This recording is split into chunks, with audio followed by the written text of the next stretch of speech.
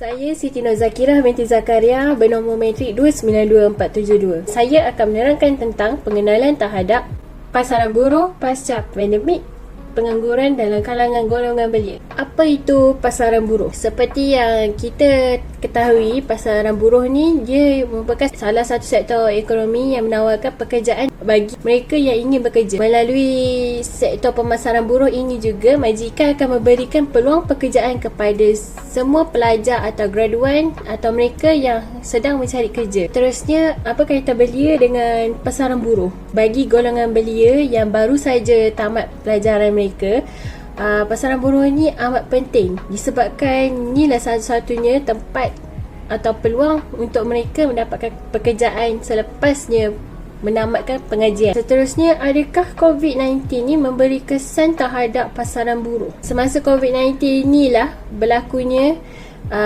Perintah Kawalan Pergerakan, iaitu dikenali sebagai PKP, di mana semua tidak dibenarkan keluar. Semasa inilah berlakunya kejatuhan sesebuah syarikat, peniaga-peniaga kecil pun terpaksa tutup, tiada pekerjaan bagi mereka, dan di sinilah di mana hampir semua berada dalam keadaan yang susah. Ada bukti dalam jurnal yang ditulis oleh Nur Azharuddin 2021 menyatakan bahawa wujudnya kemahiran baharu yang diperlukan oleh syarikat-syarikat disebabkan penggunaan teknologi yang lebih. Kita akan teruskan lagi dengan latar belakang masalah. Masalah yang pertama iaitu ketidaksesuaian pekerjaan. Di sini kami dapat lihat bahawa ketidaksesuaian pekerjaan ini juga merupakan salah satu masalah yang dihadapi oleh golongan belia.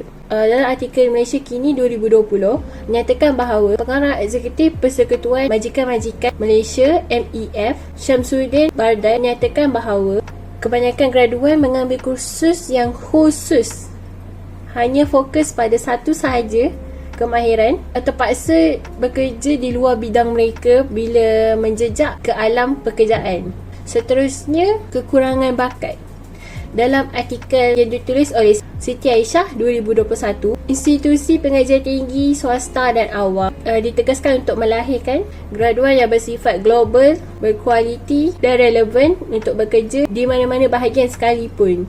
Di sini supaya graduan dapat sesuaikan diri mereka untuk meneruskan pekerjaan walaupun di luar bidang mereka. Seterusnya iaitu kualiti dan kuantiti pekerjaan. Dalam artikel yang ditulis oleh Fahmi 2021 menyatakan bahawa penawaran kerja yang terhad selepas pandemik COVID-19 ini ialah punca utama yang menyebabkan graduan-graduan menganggur dan sebahagiannya terpaksa bekerja di luar bidang kelayakan mereka. Akhir sekali, untuk masalah gaji yang tidak setimpal dengan kelayakan, dalam artikel yang ditulis oleh Putusan TV 2023 menyatakan bahawa hampir kesemua graduan tidak mendapat gaji yang setimpal dengan kelayakan mereka. Jadi mereka terpaksa bekerja walaupun gaji yang ditawarkan itu hanyalah sedikit dan hanyalah bersesuaian untuk mereka yang lepasan SPM atau mereka yang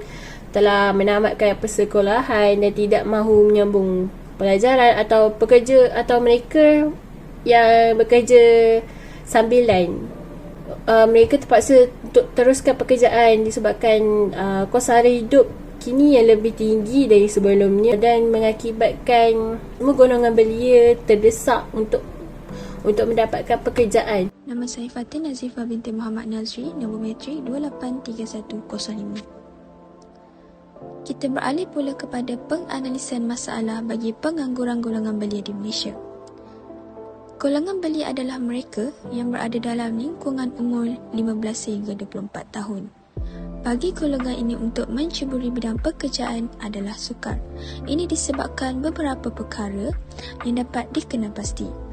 Rajah yang dipaparkan ini adalah rajah yang diambil daripada Open DOSM, satu laman sesawan kerajaan yang menyediakan bahan mentah bagi mengkatalog, menyediakan satu visualisasi dan juga penganalisan data daripada Jabatan Perangkaan Malaysia.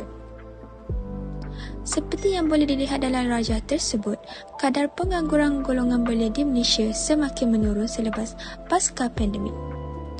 Data ini diambil dari Januari 2021 sehinggalah Mac 2023.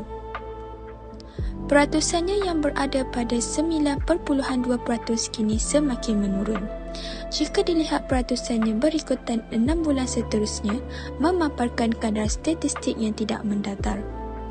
Walaupun kadar peratusan naik pada Jun 2021, iaitu 9.4%, nilai peratusannya tetap menunjukkan penurunan yang drastik selepas daripada itu. Pada Julai 2021, kadar peratusan pengangguran jatuh pada 8.5%, iaitu 0.9% lebih rendah dalam satu bulan. Jika dibandingkan daripada Januari 2021 dan Januari 2022, peratusannya sangatlah berbeza, iaitu pada kadar 9.2 untuk 2021 dan 8.3 untuk 2022. Pada awal tahun ini, kadar jatuh lagi pada 7.0%, iaitu perbezaan sebanyak 1.3% daripada tahun sebelumnya. Ini menunjukkan kadar yang baik jika dilihat dari sudut pekerjaan.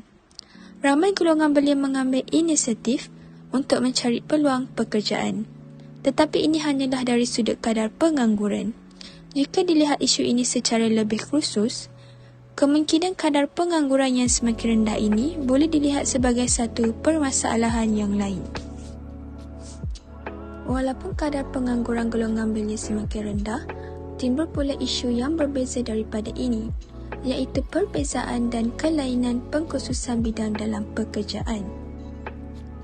Selepas era pandemik, ramai golongan belia yang memerlukan pekerjaan, tetapi pekerjaan yang sesuai dengan pengkhususan kemahiran mereka tidak ditawarkan. Golongan belia kini mengambil keputusan untuk menceburi bidang pekerjaan yang berbeza daripada kemahiran mereka. Jika dilihat pada artikel The Star pada Jumaat 26 Ogos 2022, berdasarkan statistik graduan 2021 yang diterbitkan oleh Kementerian Ekonomi Jabatan Perangkaan Malaysia, graduan ramai bekerja dalam kategori pekerjaan separuh mahir dan kemahiran rendah, iaitu sebanyak 33.9% daripada 31.2%. Perkara ini berlaku akibat wujudnya satu jurang kemahiran antara graduan disebabkan pengkhususan kemahiran mereka, iaitu tidak diperlukan oleh industri. Dengan keperluan yang terhad serta peluang pekerjaan yang sengit dalam bidang mereka tersebut, ramai golongan belia mengambil keputusan untuk pekerjaan yang berbeza dari kemahiran mereka. Ini boleh secara tidak langsung menjejaskan ekonomi negara. Menurut dari sebuah artikel dari DH Malaysia, Menteri Ekonomi Muhammad Rafizi Ramli mengatakan bahawa peratusan tinggi pengangguran belia adalah disebabkan jurang kemahiran yang tidak sesuai dengan permintaan pekerjaan. Assalamualaikum warahmatullahi wabarakatuh dan selamat sejahtera. Nama saya Abdul Rahman bin Masirun, nombor metrik 282065. Dan saya akan teruskan pembincangan ini dengan penganalisis masalah. Okey. Jika dilihat dari graf tersebut yang didapati daripada laporan Buruh Malaysia, peratusan pengangguran semakin berkurangan dan peratusan pekerjaan dalam penggolongan belia semakin meningkat. Rajah tersebut juga menunjukkan penambahan sebanyak 7.3% bagi kenaikan bekerja dalam golongan belia.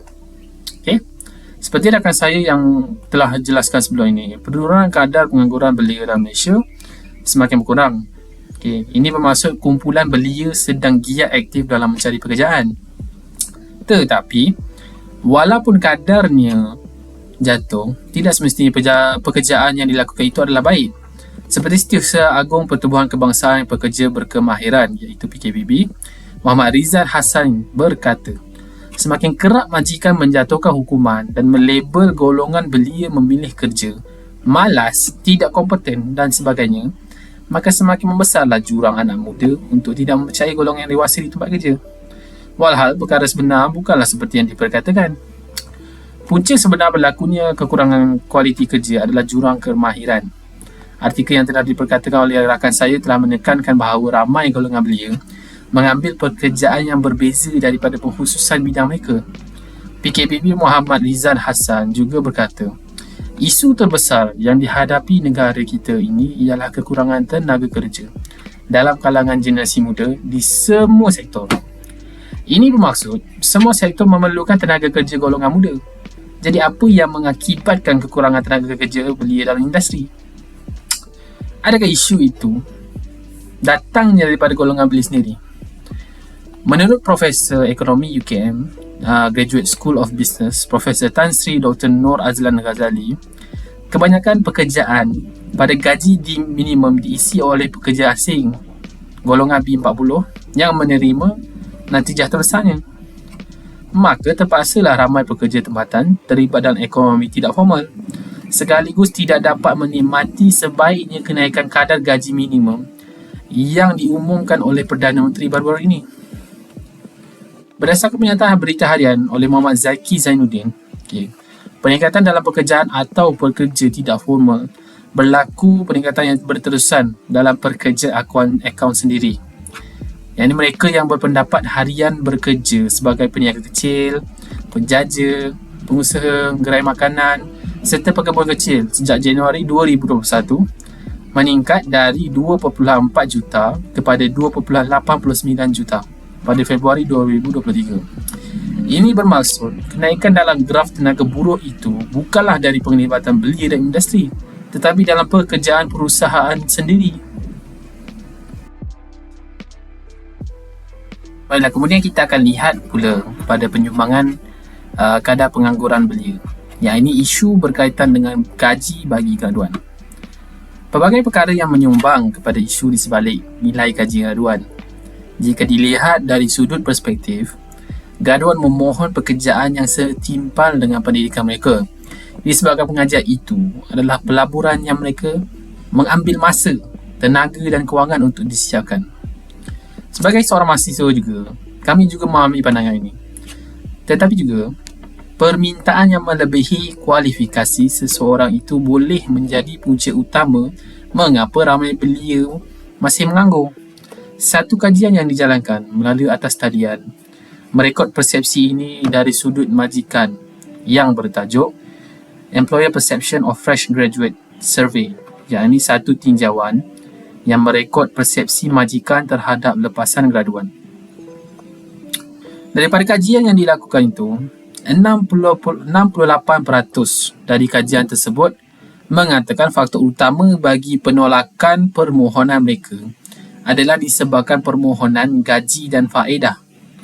Ini menunjukkan bahawa permintaan nilai gaji para graduan melebihi apa yang mampu dibayar oleh majikan. Selalunya perkara ini sering kali disenaraikan oleh majikan. Jumlah gaji yang tinggi semestinya memerlukan kepakaran yang tinggi. Memohon permintaan gaji yang tinggi tanpa sebarang pengalaman pekerjaan dan kepakaran boleh memberikan persepsi buruk kepada majikan.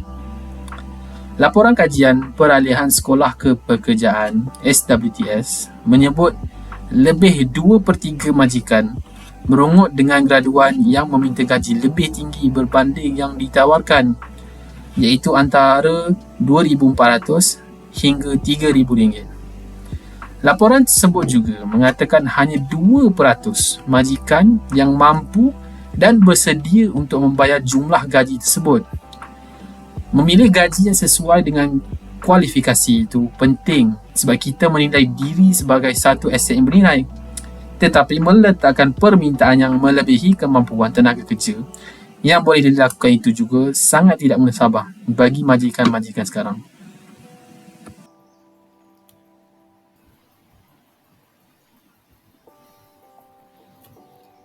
Baik, seterusnya saya Fazlin akan teruskan tentang perbincangan faktor-faktor menyebabkan pengangguran belia di Malaysia disebabkan pasca pandemik. Yang pertama adalah faktor kurangnya kemahiran teknikal dari graduan lepas tanda PTA dan PTS, iaitu kelulusan yang tidak bersesuaian dengan keperluan industri serta lambakan graduan yang tiada jaminan kualiti. Contohnya individu yang berkelulusan daripada TVET dilihat mempunyai peluang yang lebih tinggi daripada PTA dan PTS. Dan jika kita dapat fokuskan tentang penguasaan kemahiran teknikal dan vocational, ia juga mampu menarik pelabur asing untuk melabur di Malaysia dan membuka cawangan mereka di Malaysia, dan sekaligus dapat membuka peluang pekerjaan kepada rakyat Malaysia. Yang kedua ialah faktor terlalu memilih pekerjaan yang bersesuaian dengan kelayakan dan pengalaman. Contohnya keadaan persekitaran yang tidak selesa, ataupun gaji yang tidak lumayan dan tidak setaraf dengan kelayakan yang mereka miliki, menjadi punca utama menyebabkan kebanyakan graduan peluang yang luas tu jatuh kepada pekerja asing. Dan yang tidak kisah dengan perihal tersebut, asalkan mereka mendapat pendapatan bulanan yang tetap pada setiap bulan. Ini tidak termasuk lagi dengan persaingan belia dengan mereka yang punya pengalaman bekerja tetapi dibuang disebabkan krisis kewangan oleh syarikat ketika pandemik. Yang ketiga ialah faktor gaji terlalu rendah, yang menyebabkan isu pengangguran terjadi khususnya di kalangan belia, di mana contohnya inflasi yang tinggi melanda bukan sahaja di Malaysia tapi di negara-negara lain juga. Bebanan hutang pinjaman daripada PT-PTN, MARAS selepas daripada graduate memaksa mereka untuk memilih pekerjaan yang menjanjikan gaji yang lumayan setimpal dengan kelayakan mereka.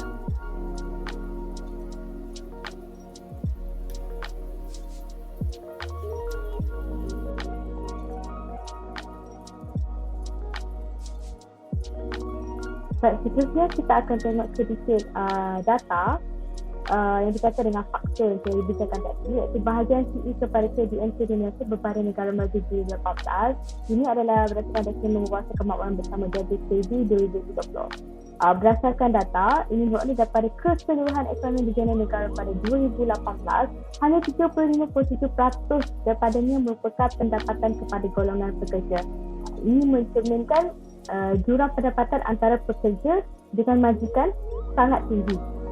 Jika hendak dibandingkan dengan keadaan selepas pandemik, tidak mempunyai banyak perbezaan, hanyalah bertambah buruk apabila pandemik melanda.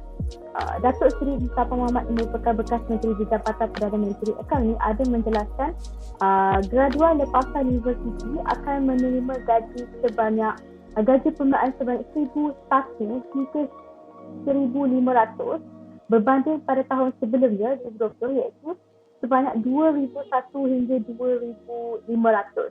Disebabkan permintaan pekerjaan berkurangan sisiran daripada kemerosotan ekonomi akibat daripada pandemik COVID-19 yang melanda dunia. Berdasarkan laporan tersebut juga ada menyuarakan tentang kebergantungan yang tinggi kepada pekerja asing. Pekerja berkemahiran rendah dan separuh mahir dalam pasaran buruh juga masih tinggi, iaitu sebanyak 72.8%, dan usaha meningkatkan kemahiran pekerja masih terhad, yang mana berkait rapat dengan faktor-faktor yang telah dibincangkan tadi. Terima kasih. Sekian dari saya. Hai, saya Nur Amisha Fazira binti Zamri bernombor metrik 295162. Saya akan membentangkan tentang solusi masalah pengangguran di kalangan belia. Pengangguran belia merupakan satu isu kritikal yang tidak hanya akan menjejaskan pertumbuhan ekonomi negara, malah akan turut memberi kesan kepada diri individu jika tidak diberikan penilaian dan penelitian yang khusus dalam menyelesaikannya. Oleh itu, terdapat beberapa solusi atau usaha yang boleh diambil bagi menangani masalah ini, baik dari pihak kerajaan, firma swasta, komuniti maupun individu itu sendiri. Pertama sekali, menaik taraf sistem pendidikan. Bagi menangani isu ketidaksepadanan pekerjaan, Kementerian Pengajian Tinggi KVT dan pihak universiti perlulah mengkaji dan mengubah semula silibus pembelajaran supaya tidak hanya terhad kepada pendekatan teori sahaja. Ini kerana punca pengambilan pekerja turut dipengaruhi oleh pengalaman seseorang yang jelas tidak ada pada graduan baru. Pihak universiti perlu mempertimbangkan untuk mengaplikasikan sedikit sebanyak apa yang ditawarkan oleh program TVET di dalam silibus pembelajaran baru mereka. Contohnya, Silibus tersebut boleh diubah daripada sepenuhnya teori dari buku teks dan pengajaran kepada 50% teori dan 50% praktikal, kerana penting untuk mahasiswa diberi pendedahan penuh kepada persekitaran kerja sejak dari awal lagi. Perlu dipastikan juga kandungan pembelajaran itu masih kekal relevan untuk digunakan pada masa hadapan juga. Dan bagi kursus yang sudah tidak lagi relevan, ianya perlu dimansuhkan. Ini kerana untuk menggalakkan mahasiswa mengikuti program TVET adalah sangat mustahil dan membuang masa, kerana kedua-duanya menyajikan latar belakang pendidikan yang berbeza namun pengambilan pelajar pada had umur yang sama. Manakala bagi mereka yang sudah menamatkan pengajian pula, kerajaan boleh menyediakan kursus tambahan seperti membuka peluang pendidikan tambahan dan latihan.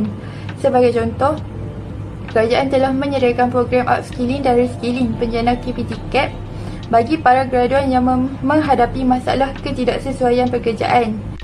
Melalui program ini, para graduan akan dilatih dan diajar pengetahuan spesifik mengenai skop kerja mereka serta berpeluang untuk mendapatkan penempatan pekerjaan setelah tamat program. Dengan ini, beliau akan dapat meningkatkan kemahiran mereka dan menjadi lebih bersedia menghadapi keperluan pekerjaan yang ada. Seterusnya, bagi mengatasi masalah kekurangan bakat, para graduan perlu mempersiapkan diri mereka dengan pelbagai kemahiran insaniah ataupun lebih dikenali sebagai soft skill, iaitu satu kemahiran yang dianggap sebagai pelengkap kepada kemahiran teknikal hard skill bagi mengelakkan diri mereka daripada tidak diterima bekerja. Untuk diterima bekerja, para graduan sewajarnya perlu mencari ruang dan peluang untuk memperkukuhkan lagi kemahiran insaniah mereka, termasuklah menyertai pelbagai kelab atau organisasi, sama ada di bawah universiti itu sendiri ataupun anjuran organisasi luar. Dengan ini, para graduan maupun siswazah boleh mempraktikkan kemahiran berkomunikasi mereka di samping menjalankan tanggungjawab sebagai ketua ketika melaksanakan kerja-kerja sukarelawan berpasukan. Tidak hanya itu, para graduan harus membiasakan diri mereka dengan pengucapan umum, debat atau mana-mana aktiviti yang memerlukan komunikasi yang berkesan dan pemikiran kritis. Ianya sangat penting kerana selain mahir menggunakan teknologi, majikan cenderung untuk memilih pekerja yang mempunyai keberanian untuk berucap, terutamanya dengan klien dari negara luar. Selain itu, bagi mengatasi masalah isu kualiti dan kuantiti pekerjaan, pihak kerajaan telah memainkan peranan mereka dengan menyediakan beberapa program atau inisiatif yang memberi fokus untuk mencipta peluang pekerjaan baru serta meningkatkan kemahiran rakyat. Antaranya termasuklah insentif jamin kerja keluarga Malaysia. Ia merupakan satu inisiatif pekerjaan yang dilancarkan oleh kerajaan Malaysia dengan matlamat untuk mewujudkan 600,000 peluang pekerjaan baru dan pembangunan ekonomi yang lebih mampan. Menurut mantan Perdana Menteri Malaysia yang ke-9, Datuk Seri Ismail Sabri bin Yaakob, inisiatif ini bertujuan untuk menggalakkan para majikan menyediakan peluang pekerjaan kepada kumpulan tumpuan seperti graduan menganggur, pencari kerja yang diberhentikan kerja, golongan rentan dan keluarga Malaysia yang tidak aktif bekerja. Terdapat 3 program utama yang ditawarkan menerusi inisiatif ini, iaitu insentif penggajian yang akan dilaksanakan Pertubuhan Keselamatan Sosial Perkeso, inisiatif latihan dan penempatan jangka pendek MyStep, dan yang terakhir, inisiatif Upskill Malaysia. Selain insentif tersebut, penubuhan HDRF Placement Center HPC juga memainkan peranan sebagai platform memadankan pekerja dengan peluang pekerjaan tersedia dalam pelbagai sektor seperti perkhidmatan, perkilangan, borong dan runcit oleh majikan untuk para graduan maupun belia setakat 31 Julai tahun lalu. Dengan adanya insentif ini, para belia boleh mendapatkan pekerjaan yang selayaknya dengan kelayakan yang mereka ada. Akhir sekali, isu keempat berlakunya pengangguran di kalangan belia yang harus diberikan penyelesaian ialah gaji yang tidak setimpal dengan kelayakan. Masalah gaji rendah tetapi dalam masa yang sama kos sara hidup tinggi telah menjadi barah dalam kalangan graduan baru maupun lama. Salah satu usaha yang boleh dilakukan untuk menangani isu ini adalah dengan campur tangan kerajaan. Cadangan kerajaan untuk melaksanakan dasar model upah progresif PWM perlulah segera dilaksanakan, memandangkan ianya memberi kesejahteraan kepada pekerja pada masa yang sama membantu meningkatkan pertumbuhan ekonomi negara. Sistem gaji progresif ini merupakan peralihan daripada model pemberian gaji minimum kepada peningkatan gaji secara berperingkat dan mengikut fasa agar seiring dengan pengembangan ekonomi. Atau secara ringkasnya, sistem ini mengiktiraf dan memberi ganjaran kepada pekerja yang mencapai kemajuan dalam kerjaya dan peningkatan produktiviti mereka. Bila pekerja menerima kemahiran atau pengalaman dan menunjukkan prestasi kerja yang lebih baik, mereka layak mendapat gaji yang lagi tinggi. Manakala majikan pula mencapai peningkatan keuntungan atau produktiviti. Penganalisis ekonomi mencadangkan model upah progresif ini kerana kadar upah minimum tidak sesuai dengan keadaan semasa ekonomi negara kita. Dengan terlaksananya model upah progresif ini, golongan belia tidak lagi perlu melakukan 2 hingga 3 kerja semata-mata untuk meneruskan kelangsungan hidup. Memandangkan fokus utama model ini tidak hanya tertumpu kepada pekerja berpendapatan rendah atau pekerja bawahan, malah ianya boleh diaplikasikan oleh semua golongan termasuk graduan. Namun begitu, kerajaan tidak boleh sepenuhnya meletakkan usaha untuk menaikkan kadar bayaran gaji ini ke atas majikan semata, kerana tidak semua majikan mampu untuk melaksanakannya. Jadi, kerajaan juga perlu membantu majikan terutama sekali dari segi keuangan. Sebagai contoh, kerajaan boleh membantu syarikat-syarikat kecil dan sederhana yang terjejas disebabkan pandemik mengembangkan semula perniagaan dengan melabur ke dalam syarikat mereka dan memberi pelepasan cukai untuk mengurangkan tekanan kewangan agar mereka mampu berdaya saing seperti sedia kala. Jadi sebagai kesimpulan, terdapat beberapa masalah ekonomi dalam sektor pasaran buruh yang menyumbang kepada pengangguran golongan belia. Pengangguran inilah yang menjadi punca hampir ke semua graduan tidak mempunyai pekerjaan yang tetap dan gaji yang stabil. Pengurusan pasaran buruh yang lemah ini juga mengganggu pertumbuhan ekonomi dan pihak kerajaan perlu berusaha untuk mengatasi masalah pengangguran yang dialami oleh golongan belia. Oleh itu, mengatasi masalah pengangguran golongan belia merupakan keutamaan bagi kerajaan agar dapat menghalang peningkatan kadar pengangguran dalam negara. Sekian itu sahaja daripada kumpulan kami. Terima kasih.